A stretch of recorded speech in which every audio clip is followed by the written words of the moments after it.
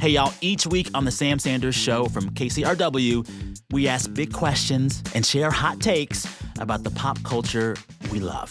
Now that we have YouTube, we don't need any more biopics. If they've been alive such that I can watch them on YouTube, I don't need it. I don't think that music is getting worse. I think y'all just don't listen to artists who aren't in the mainstream. Taylor Swift, retire. It's time to retire. The Sam Sanders Show from KCRW, wherever you get your podcast, and on YouTube. Hey, this is Sophie, host of Life in 7 Songs. We're mixing it up a little bit. We want to know what songs have shaped you. So choose one song that's had a major impact on you, record yourself talking about it, explaining why in a voice memo, and email us that clip at lifein7songs@sfstandard.com. Enjoy the listen. I like writing for kids because kids still believe that the world could be whatever they want the world to be. I'd much rather write about that than to write about a jaded old man who knows the world will never change.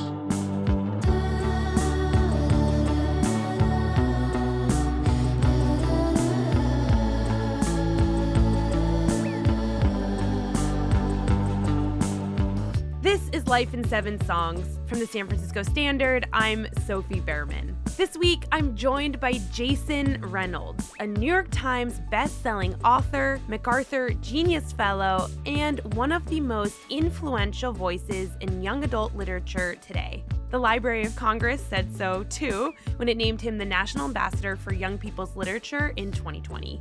If you've read Jason's books, and you may have because a lot of adults read them as well, you know they don't sugarcoat reality. His novels center young people of color tackling the weight of family trauma, gun violence, racism, and grief, but always with a pulse of hope, humor, and love for community.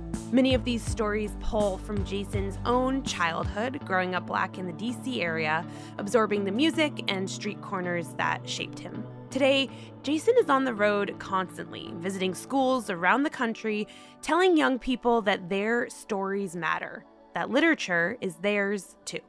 Jason Reynolds, welcome to the show. Thank you for having me. I want to start by quoting something you said about your books in an interview a few years ago. You said, "All I want kids to know is that I see them for who they are and not who everyone thinks they are. And putting that on the page with integrity and balance to acknowledge the glory and the brokenness. It's a lot, but so are they." Did you have any books that did that for you as a kid? No. I wish I did.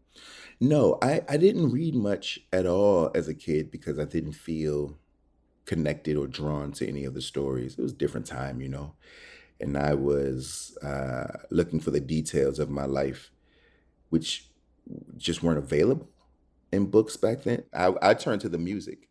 Music is what did it for me. Latifah and all the rappers of my time, I would read those lyrics, and that's where I found myself, that those were my stories. Your first song, Queen Latifah's U.N.I.T.Y. Tell me about discovering that song and how it affected you. Yeah, you always remember your first. It was the first album I was able to buy with my own money.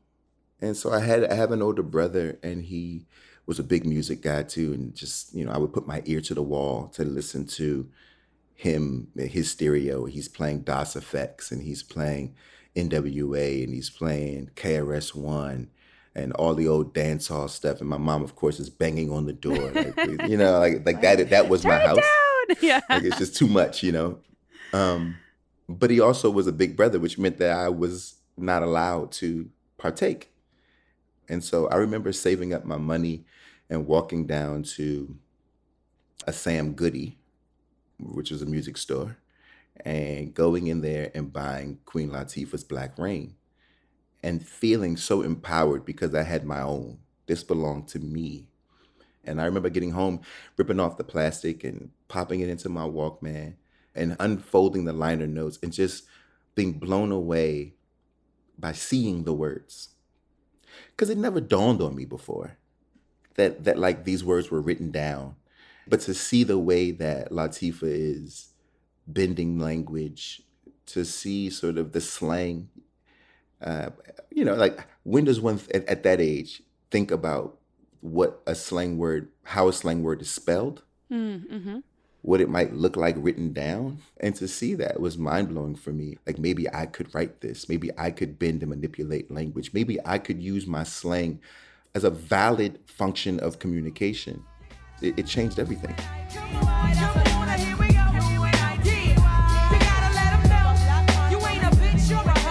Instinct leads me to another flow. Every time I hear a brother call a girl a bitch or a hoe, trying to make a sister feel low, you know all of that got to go. Now everybody knows there's exceptions to this rule. I don't be getting mad when we playing, it's cool. But don't you know what else it is? Is that Latifah was also bold and brash and confident.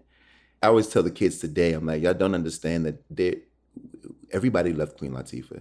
Not just girls or women, everybody understood that Queen Latifah was a force. And when she said it, she meant it. And we all believe she meant it. If she say, don't be calling me out my name, then one has to then say, maybe I should change the way I'm speaking about the women in my life.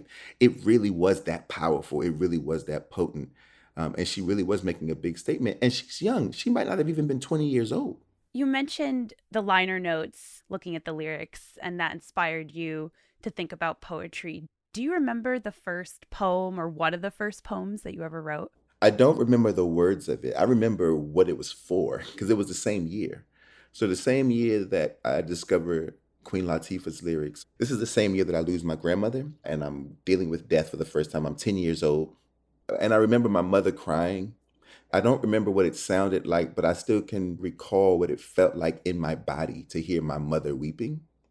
The sort of chemical rearrangement of your giant being made small by the weight of death. And I wanted to figure out a way to make her feel better. That has always been a thing. It's like, let me figure out if I can solve the problem. I'm being therapized out of that, by the way, at this age, working through those things. You mean not always having to fix everything? Exactly. But at that age, it's like, it's my mom. This is my hero. And so I wrote a couple of lines down. And my first time ever doing that. And I gave it to her, and she printed it on the funeral program. And so then the whole family got to see it and read it. And everyone came up to me afterwards and let me know how they felt about it. And as a 10-year-old kid, that's when you realize there's power. Because all you really want is power. And it changed my life.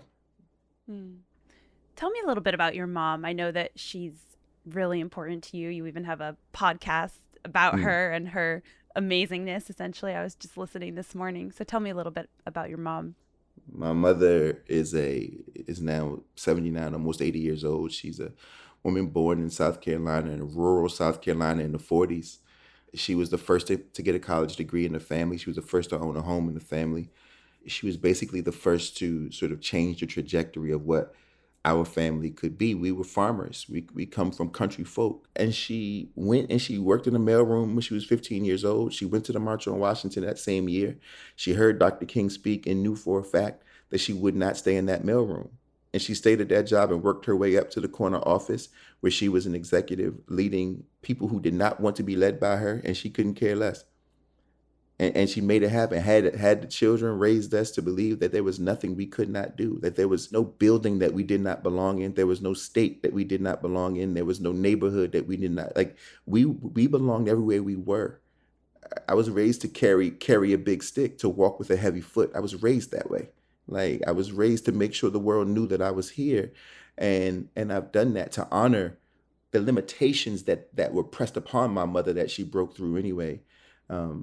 Now I don't feel the limitations at all. They might be there. I just don't know them very well. I pay no attention to them. There were 4 words that your mom had you say every night before bed. What were those? I can do anything. And it's weird the way language, much like music, it's weird the way language can live in the body, the way it can calcify in the mind.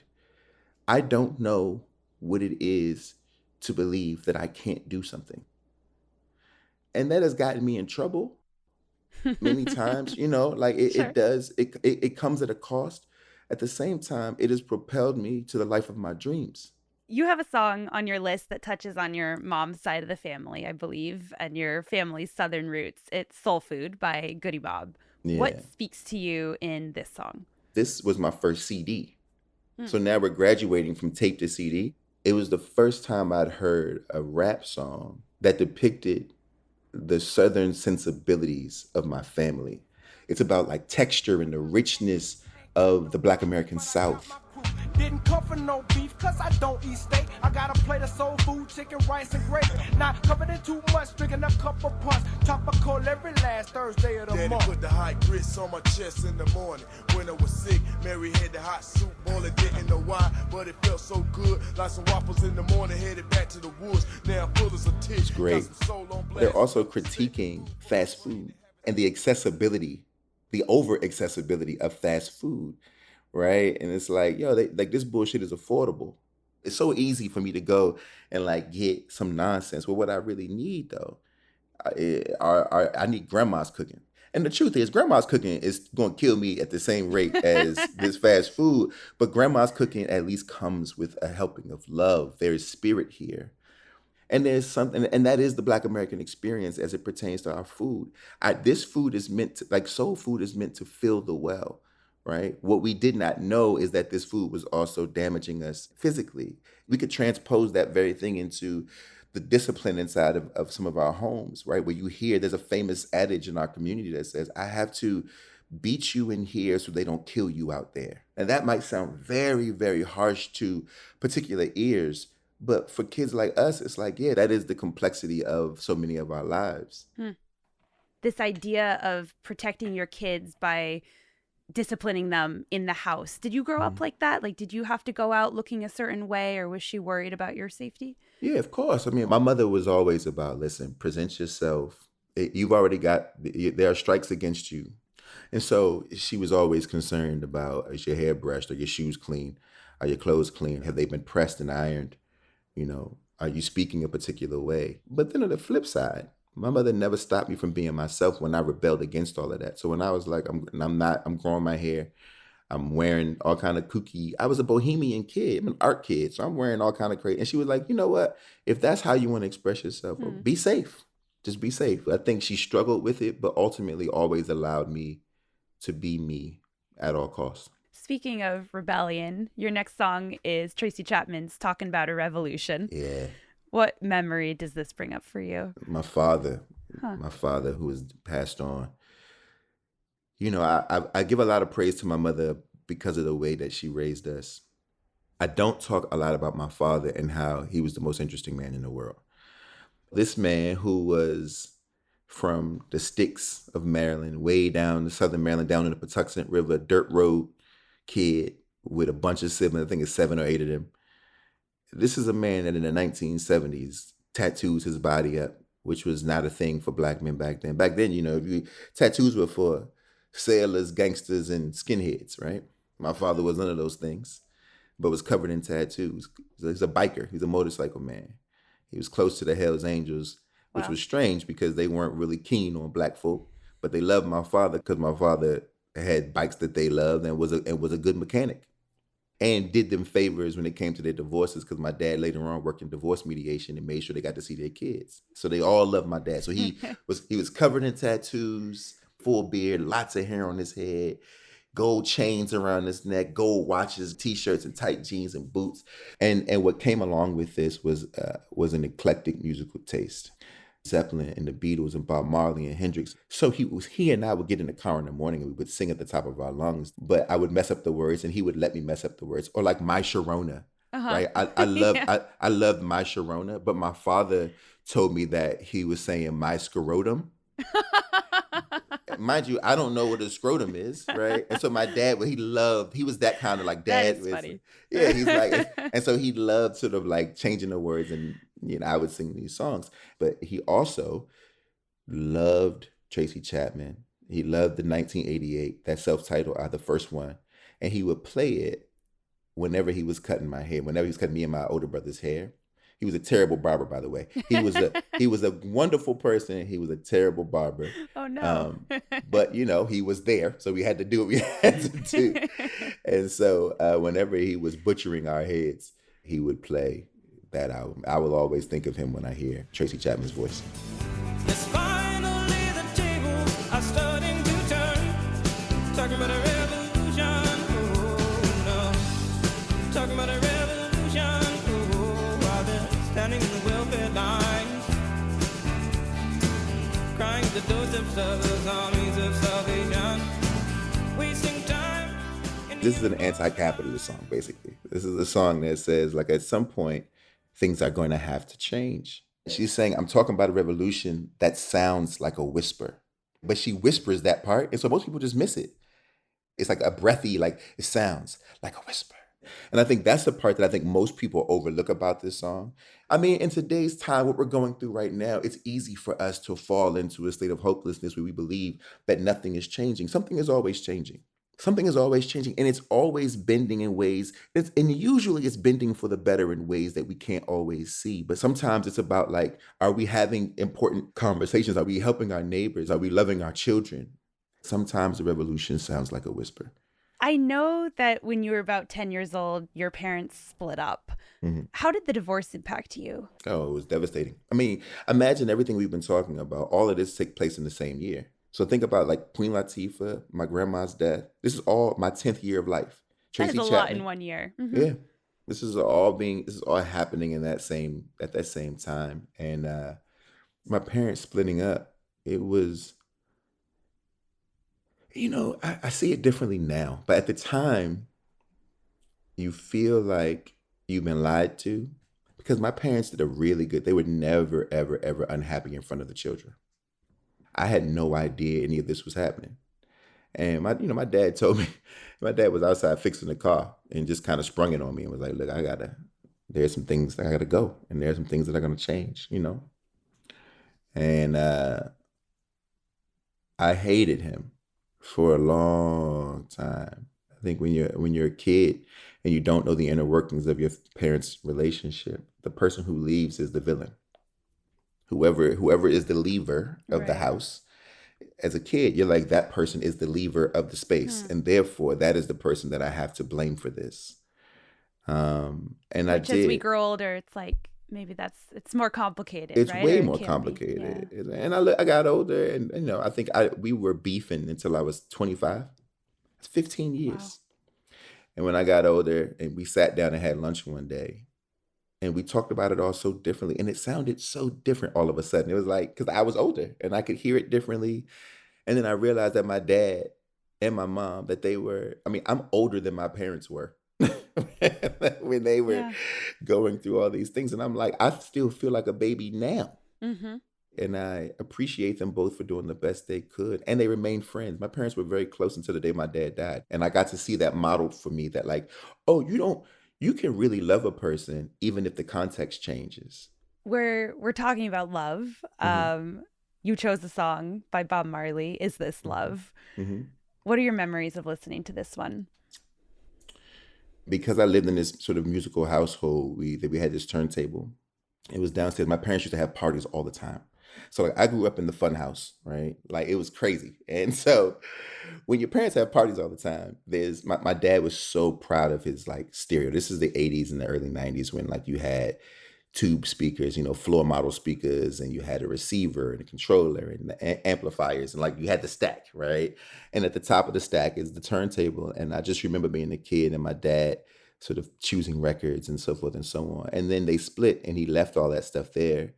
And around 13, I discovered all those records in the garage, and the turntable was still there, but it's a belt drive turntable. And so the belt, which is basically a rubber band, was disintegrated by the moisture of the basement. So it didn't work. It didn't turn. And I remember picking that record. I loved Bob Marley. Picking that record, the Kaya record, and putting it on a turntable and just turning it with my hand, like spinning it with my finger. And so it would be warped. It was like, it was all sounded like, but I could still spin it enough to hear him singing that song, Is This Love? And then I took the vinyl and you read the words, right? I've always done that. I want to see what he's saying, especially since in this particular case, it's warped anyway. To read those words, it felt so poetic and so, it's like, this is what I wanted at that age, and what I would get a few times over as I got older, right? It's like, look, we don't have much, but we have this, but we have this. I wanna love you and treat you right. I wanna love you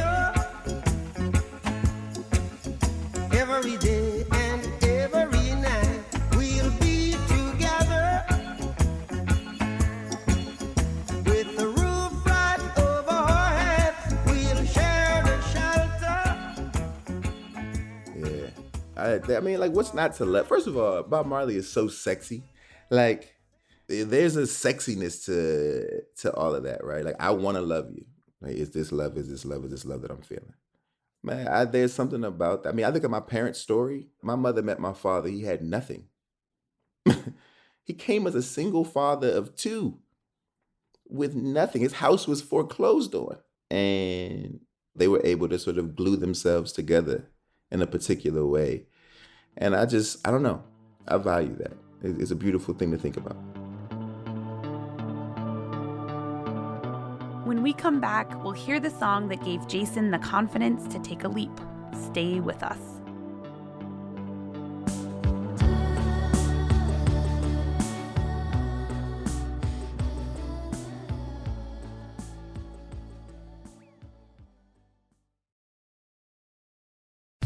Hey everyone, I want to recommend a podcast. Hard Knocks is a show about resilience, self-discovery, and finding meaning after chaos, hosted by Amanda Knox. Each week, Amanda sits down with fascinating guests, writers, thinkers, artists, to explore how we learn, grow, and rebuild ourselves after life knocks us down. Amanda brings humor, honesty, and hard-earned perspective to every conversation, drawing on her own experience of being wrongfully convicted and rebuilding her life. Amanda was a guest on Life in 7 Songs in one of our most moving episodes, opening up about how music became a lifeline during her years of wrongful imprisonment. On our show, she spoke candidly about turning pain into wisdom and also about how we're all so much more than our worst moments. If you liked that episode, you'll love her show, available wherever you listen to podcasts. I'm Jesse Alejandro Cottrell. And I'm Emily Dreyfus, and this is Pacific Standard Time. We have stories from all over the state of California, all the big battles that are happening here. Prop 50, housing affordability, tech, and immigration. And we're really excited to bring you the stories about how California is dealing with what it means to be alive in 2025. Subscribe to Pacific Standard Time, a new weekly show from the San Francisco Standard. We'll have new episodes every Wednesday starting November 19th, wherever you get your podcasts.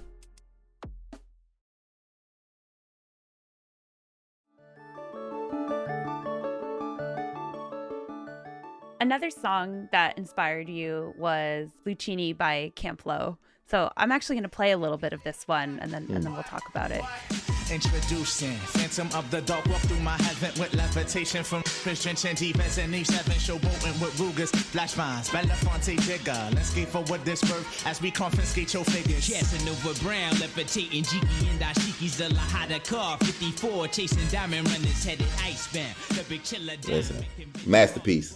You said in an email that this song gave you permission to use language as paint. Yeah, they understood the value of like a coded language. Their music is about robbery. So they fashion themselves as diamond thieves. But the way that they're talking about it is all sort of like this clandestine language. It's like, no, we have a code.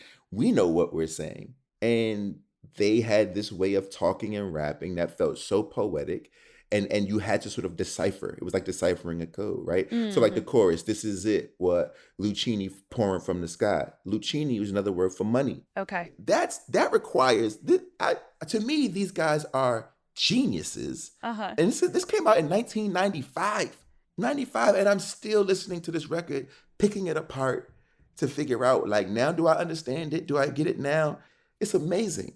So I'm curious, give an example of what that looks like on the page, like that you've done. How have you done that? It could be the weight of the font. Like I can change the weight of the font in these stories. I can go all caps. I can thicken the words if I want. I can change the kerning of the words and space them out differently. I can break the line and create enjambment in the middle of a piece of prose as if it's poetry, just to shake the reader and to keep them hooked in. All of those things matter. And I learned that through poetry and I learned that through music. So it's around this time, 17 or 18 years old, that you actually read a book start to finish. Yeah. So what was that first book, and why was that the book that hit a chord with you? It was Black Boy by Richard Wright.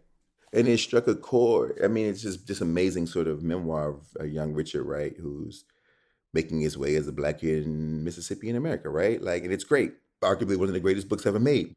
Now, if you're a kid who's growing up listening to rap music and you're a kid who's watching television, then reading becomes the only storytelling medium that makes the reader wait for the good parts, right? It's like you're going to have to get through 50 pages of exposition, 60 pages of exposition. Whereas in a rap song, either you're going to start with the chorus or you're going to go 30 seconds and then come into the chorus. But that's all I really have to wait for.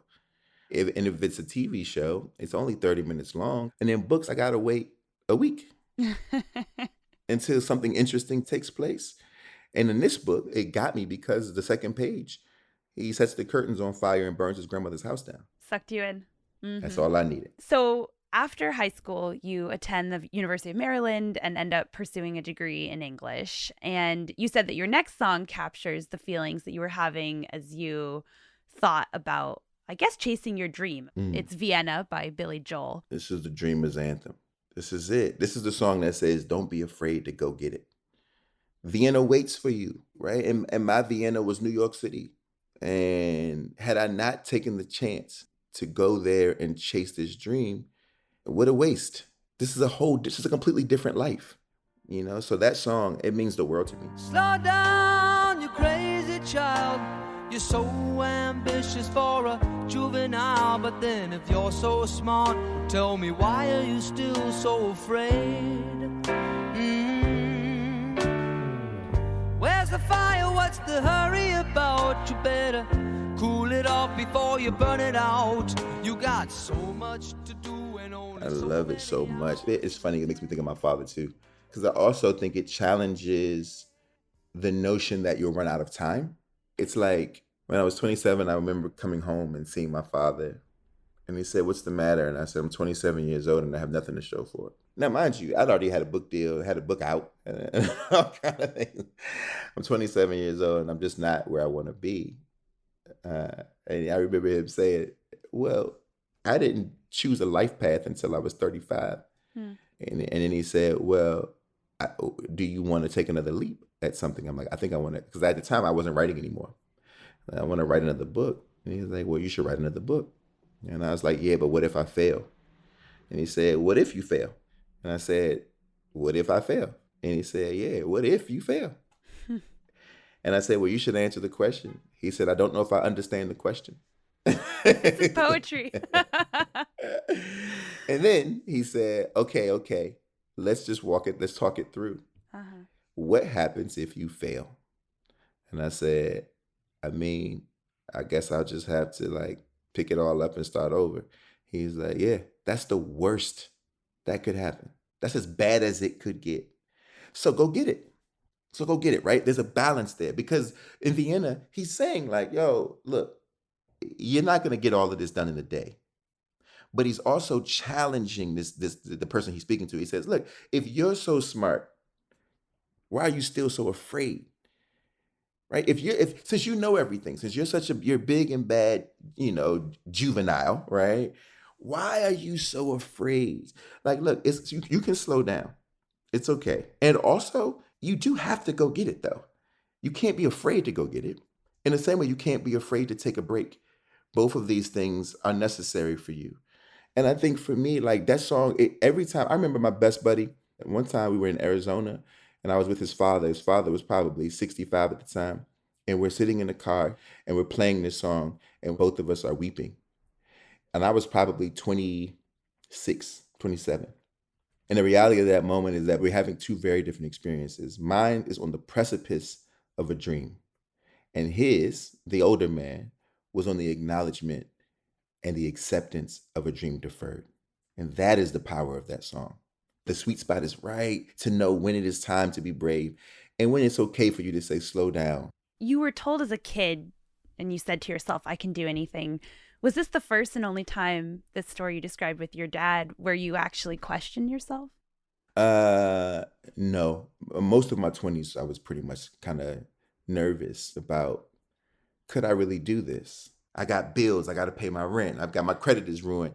The bank is overdrawn, right? I'm going to work every day. I'm trying to figure this out. So of course there were moments. And then, you check in with your dad and your dad reminds you who you are, right? You check in with your mother. My mother was the one who told me, hey, I think it might be time for you to quit your job.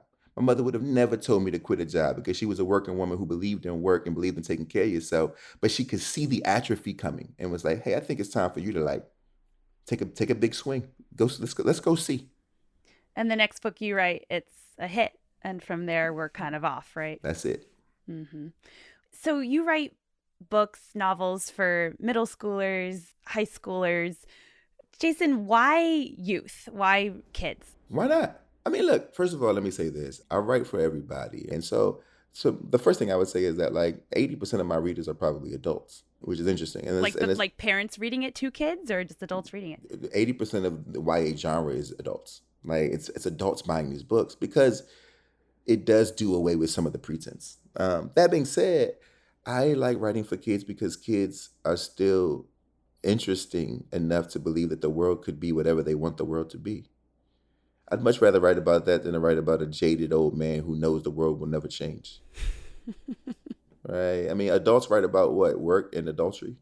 Like all the stories for adults literally is about murder, work, adultery.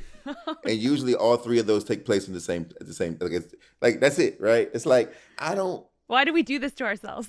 Like why do I need, and it's like I also am an adult who lives as an adult who knows how much of a drag it is to be an adult most of the time. I don't know if I'm interested in and I have some adult stuff that's written and that's coming.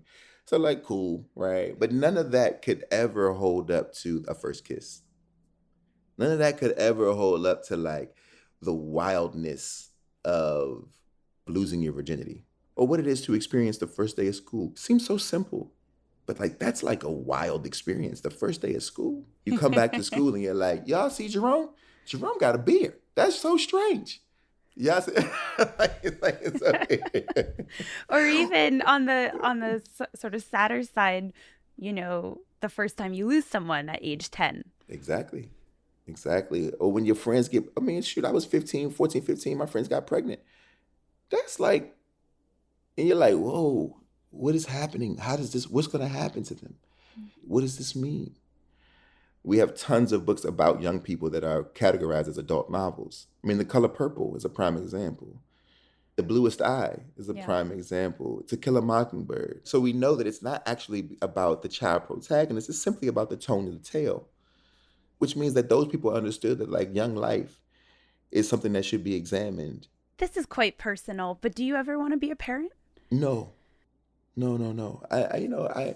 I love kids. I've dedicated my life to kids, but I don't see myself ever being a parent just because I like my life.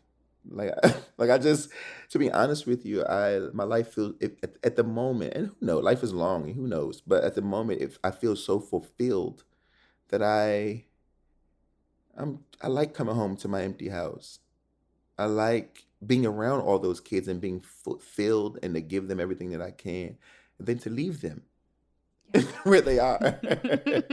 Your very last song brings us back to childhood memories, including your father. It's Clarence Carter's Patches. Yeah. I feel like no one knows this song. It's a weird sort of like B-side that no one knows. Everybody knows Clarence Carter for making really nasty songs, right? Like Stroking and these like really wild, sexually explicit songs. And then there's Patches. And my father played this for me when I was younger. And I think when my father died, this song means something different to me because of the way my father spoke to me during his last days and the setting forth the expectations he had in me and my responsibility for this family, right? What it is that he needed me to carry out for him since he was no longer going to be here. And Patches sort of takes me to that place. Like, I'm depending on you, kid, to do this. One day, Papa called me to his dying bed, put his hands on my shoulders, and in tears he said, Patches, I'm depending on your son to pull the family through.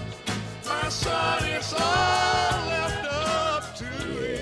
And I think that's how I feel. That's what he said. You know what I mean?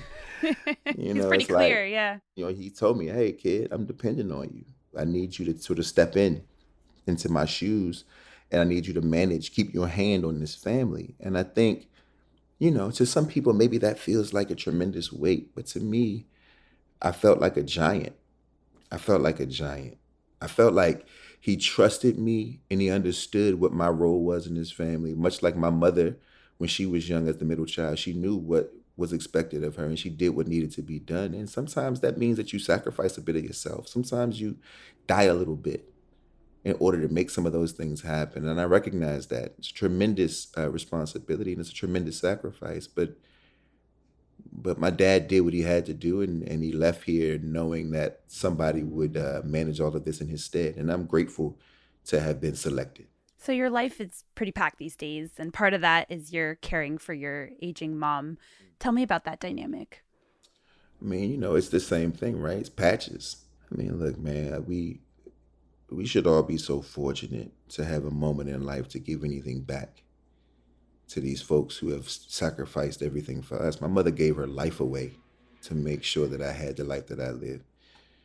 She turned whatever her hopes and dreams were, they all went out the window because she had these kids, and she knew that they would need to go further than she could ever even imagine. I live a life that my mother could not, she could not dream a life up like this. She could not imagine. I remember one time, the first time I was in a newspaper or in a magazine or something, my mother could not understand how I got in there because she said, this is for other people. I remember when I told her that I was thinking about buying a beach house. My mother got so afraid and concerned because she said, Jason, you just don't need to take on any extra bills. Like, you don't need more than one house. And I said, you know how many people have a beach house? But in her mind, second homes aren't for us. That isn't a thing that she could have ever imagined for herself, let alone her family. And so, or that I've traveled the world 10 times over, and I can tell her what it's like to eat dumplings in Hong Kong. The reward for that and the tax for my dreams coming true is me making sure that she has comfort for the rest of her life. So you've shown your mom what's possible, along with all the kids all around the world that are picking up one of your books. Jason Reynolds, thank you so much for sharing your 7 songs with us. I appreciate you. Thank you so much.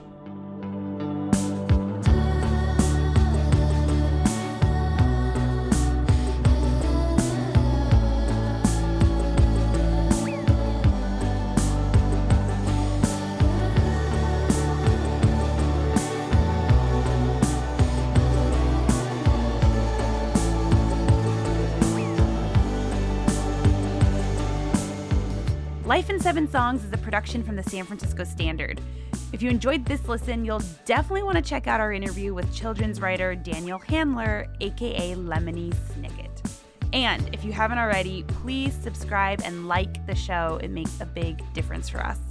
Our senior producer is Jasmine Morris. Our producers are Michelle Lance, who also mixes the show, Tessa Kramer, and Frank Joe. Our theme music is by Kate Davis and Zubin Hensler, and Clark Miller created our show art. Our music consultant is Sarah Tembekshian. Executive producers are Griffin Gaffney, John Steinberg, and me. As always, you can find this guest's full playlist at sf.news/Spotify. I'm Sophie Berriman. Thank you so much for listening, and we'll see you next time.